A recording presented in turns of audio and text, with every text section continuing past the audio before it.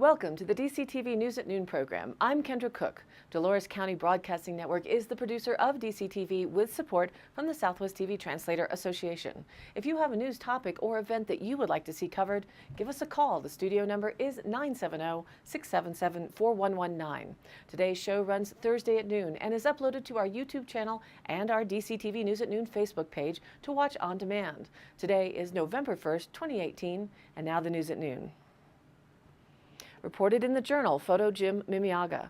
Montezuma County participation in the November 6 midterm general election is already higher than the 2014 midterms, clerk and recorder Kim Purcell said. By midweek, the ballot count was more than 400 ahead of the returned ballots from the 2014 general election. By Wednesday, 5,857 ballots had been turned in. On Tuesday alone, the office received 1,299 ballots. It's too late to mail in ballots, so they must be dropped off at the Montezuma County Clerk's office at 140 West Main Street. On Election Day, the clerk's office will be open from 7 a.m. to 7 p.m. Also on Election Day, ballot drop-off and voter services will take place from 7 a.m. to 7 p.m. at the Dolores Public Library at 1002 Railroad Avenue and the Mancos Public Library at 211 East 1st Street. In Toyac, there is a 24-hour ballot box at the Ute Mountain Ute Tribal Headquarters available for ballot drop-off until 7 p.m. Tuesday. And of course, here in Dolores County, it's at the courthouse until 7 p.m. At Mancos Town Hall, there's also a 24-hour ballot box, and one is being set up at Dolores Town Hall as well. Signature verification judges have begun processing the ballots turned in so far, and by midweek, they had processed more than 3,208 ballots.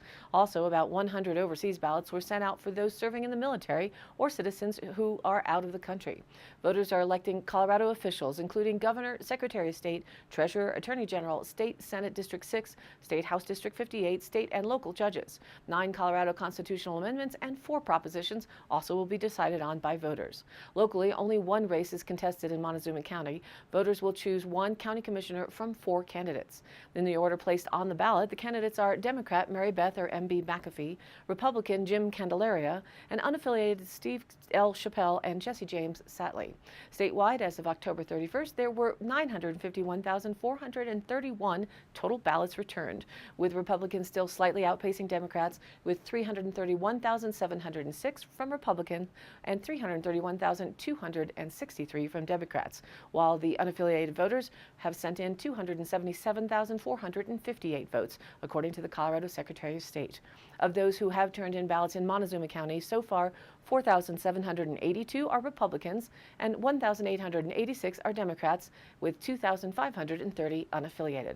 And a reminder, we welcome you to join us for live election night coverage here on DCTV and streamed live to Facebook next Tuesday, November 6th, starting at 6 p.m. with local election results expected shortly after 7 p.m. There will be open phone lines for call-ins, which of course is our number here at the station, 970-677-4119. Reported in the Journal, photo Carter Pape. About 2:30 p.m. Wednesday, a Google Street View car passed down Main Street in Cortez and turned onto Mildred Road as it captured images and mapping data of the area. Google Street View is a service featured in Google Maps and Google Earth that shows panoramic views from streets around the world. The images are captured using photography equipment and other sensors fixed atop cars that Google employs people to drive around. Google can capture more than just images with its Street View equipment. Some of the cars used for supporting the service are equipped with LiDAR systems that gather information about the shape of the car's surroundings, including lanes and curbs. LiDAR stands for light detection and ranging. Pulsed lasers are used to measure ranges at variable distances. To keep data and images up to date, Google periodically sends Google Street View cars through already photographed areas to get updated images, sometimes with updated sensors that can capture higher quality images and data. Google Street View images from Main Street in Cortez currently are at least 2 years old. Many panoramas from other roads in Cortez were taken in June of 2012. The recent visit from Google Street View might mean updated images of Cortez will become available in Google Maps in the coming weeks. And let us know if you spot one of the Google cars here in Dove Creek. Reported in the Durango Herald, photo Aspen Times via AP. Governor John Hickenlooper took another step forward in ending the will he or won't he run for president question yesterday. At a dinner in Hooksett, New Hampshire, Hickenlooper told a woman, quote, "I'm the governor of Colorado and I'm going to run for president." Adam Sexton, political director for WMUR, the ABC affiliate TV station in Manchester, New Hampshire, posted a video clip of Hickenlooper saying that on Twitter. The Colorado governor's statement drew congratulations from those around him, but then again, Hickenlooper hesitated just a bit. Quote, "To be honest," he told the woman behind the counter, "I haven't made a final decision, and if I say I'm absolutely going to, then there are all kinds of legal ramifications. But I'm leaning strongly," he said. On September 17th, Hickenlooper formed a so-called Leadership Political Action Committee, seen as an important preliminary step in moving towards a presidential run. The Giddy Up PAC reported at the end of September that it had raised $280,075 just in that 2-week period. According to FEC records, the PAC does not qualify for more than one candidate. The PAC is allowed under election laws to raise money and other campaign resources to help Hickenlooper travel to raise his profile. Brad Komar, executive director of Hickenlooper's Giddy Up PAC, told Colorado Politics that, quote, "The governor makes clear in the video that he's joking, and his next sentence says that he's not made a decision yet. If he had, his wife would have been the first to know." Hickenlooper is in New Hampshire to support 2018 candidates, Komar added. Later in the morning, Hickenlooper told New Hampshire reporter Paul Steinhauser that, quote, "I think we're going to wait until February or March to really make a final decision. We've certainly been spending a lot more time thinking about it, and I think getting more excited." Hickenlooper's trip to New Hampshire is not a part of his official schedule for the week. His last official event was on Tuesday, and he has no public events listed until Friday. It's the second time in the last 11 days that he referred to his presidential ambitions. Hickenlooper is among at least 6 prominent Democrats visiting Iowa in October who may be toying with the 2020 run.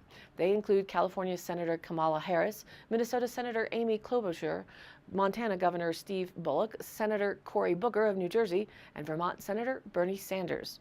Hickenlooper has been mentioned as a presidential candidate going back at least 2 years. Often named alongside him is Republican Ohio Governor John Kasich. The two teamed up on a bipartisan plea to Congress in 2017 on national health care and again earlier this year. Kasich, however, may have his own aspirations for a higher office. In a Twitter exchange earlier this year, Kasich needled Hickenlooper about an April trip to Iowa, stating, quote, "No one goes there by accident." There has also been talk of Hickenlooper challenging Republican U.S. Senator Cory Gardner in 2020 rather than seek national office, and time will tell. And now, let's take a look at the weather. Looking at the national weather map, ongoing heavy rainfall will continue along a frontal boundary from the Gulf Coast to the Ohio Valley, shifting into the northeast by Friday. A slight risk of severe weather across portions of the central Gulf Coast states for Thursday, and another round of heavy rainfall is expected by Friday for the Pacific Northwest. And the snow continues over much of the Rockies. Regionally, snow showers will continue this morning for the northern and central mountains, with 2 to 4 inches expected mainly in the higher elevations. There should be a break in the showers this afternoon before another round of light snow starts up again tonight for the northern and central mountains. Northwest flow continues along, allowing disturbances to move through this flow and bring continued snow to the northern mountains and flat tops Thursday and again Saturday and then Monday. So the DCTV 5-day outlook locally shows today sunny with a high near 50 degrees, north-northwest winds 10 to 15 miles an hour, keeping it feeling even colder. And then tonight, mostly clear with a low around 30. North-northwest winds 5 to 10 miles an hour in the evening. Friday, sunny with a high near 55. North winds 5 to 10 miles an hour, becoming west-northwest in the afternoon, with Friday night mostly clear and a low around 34, with west-northwest winds 5 to 10 miles an hour, becoming east-southeast in the evening. And then Saturday, mostly sunny with a high near 51 degrees. Northwest winds 10 to 15 miles an hour, with gusts to 25 miles an hour. Saturday night, mostly clear with a low around 30. Then Sunday, mostly sunny with a high near 51. Sunday night now shows a slight chance of rain and snow showers between midnight and 3 a.m. and a slight chance of snow showers after 3 a.m. Mostly cloudy with a low around 32 degrees. But then Monday, it goes to a partly sunny expectation with a high near 50 degrees. Monday night, mostly clear with a low around 29. And Tuesday, sunny again with a high near 51. Tuesday night, mostly clear with a low around 29. And now, back to the news. A follow-up to the anti-racketeering case reported on earlier this week. A federal jury has ruled against a Colorado couple who claimed a neighboring marijuana grow operation hurt their property's value in a case closely watched by the U.S. cannabis industry. The Colorado Sun reported Wednesday that jurors reached their verdict in Denver after deliberating for about half a day. It was the first time a jury considered a lawsuit using federal anti-racketeering law to target a marijuana company. Matthew Buck, the lawyer for grow owner Parker Walton, says a loss in court would have meant the loss of Walton's business. Vulnerability to similar lawsuits is among the many risks facing marijuana businesses licensed by states but still violating federal law at the time. Lawsuits using the same strategy have been filed in California, Massachusetts, and Oregon. Reported in the Durango Herald. Photo, Jerry McBride. Lake Nighthorse will close for the season November 14th and reopen sometime in April. Durango Parks and Recreation Director Kathy Metz said visits to the lake and revenue projections are below expectations, but full numbers for the season will not be compiled until after the lake closes. The 416 fire, which closed the lake for 9 days in June and a 2-week period when the boat ramp was reconstructed, hurt visitor numbers for the lake's first year open to recreation, Metz said. In the month of June, there were days when the smoke was so heavy people were not recreating, she said.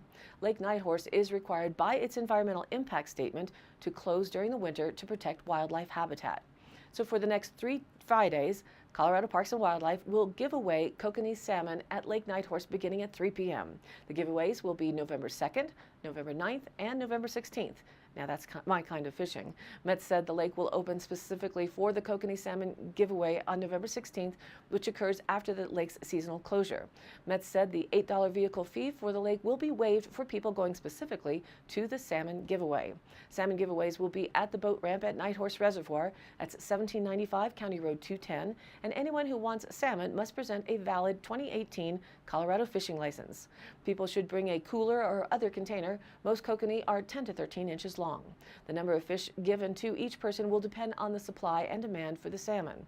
Parks and Wildlife spokesman Joe Lewandowski said snagging salmon may be tempting, but it's illegal. He also said anglers should remain 50 yards away from the spawning platform. Demand for salmon is expected to be heavy, and Lewandowski suggested people arrive early. And today's High Canyon Country happenings. November 2nd at the Cortez Cultural Center. Join them for a special meal to celebrate Day of the Dead. They'll be serving up 3 delicious dishes between 11:30 a.m. and 2 p.m., featuring a Mexican menu traditionally served on Dia de los Muertos: sopa azteca, pan de muerto, and Mexican hot chocolate. Dia de Muertos is widely observed in Mexico to honor the lives of ancestors through celebrations and festivities that last 3 days, from October 31st through November 2nd. Origins of the holiday can be traced back to the pre-Columbian Aztec festival honoring the goddess Mayteccacihuatl, who, as well as traditions found in Catholicism, All Saints' Day. Food is an important part of the Dia de Muertos celebrations, and food ofrendas, or offerings, are given to the spirits of the dead. In Durango, November 2nd through the 4th, the last Fort Mesa retreat of 2018 for fun and spiritual growth will be held at Cascade Lodge near Purgatory Ski Resort. This retreat's theme is God's Heart for the Whole World, hosting special guests, the traveling team, as the speakers.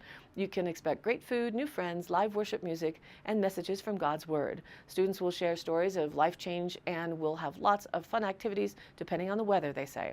Free time activities that they're preparing for include Cascade Cafe, their espresso coffee shop, snow tubing, slingshot paintball, hiking to a mountain lake, s'mores at the bonfire, stargazing with huge telescopes, ping pong, foosball, team games, and much more. Tickets are $10, hosted by masterplanministries.net.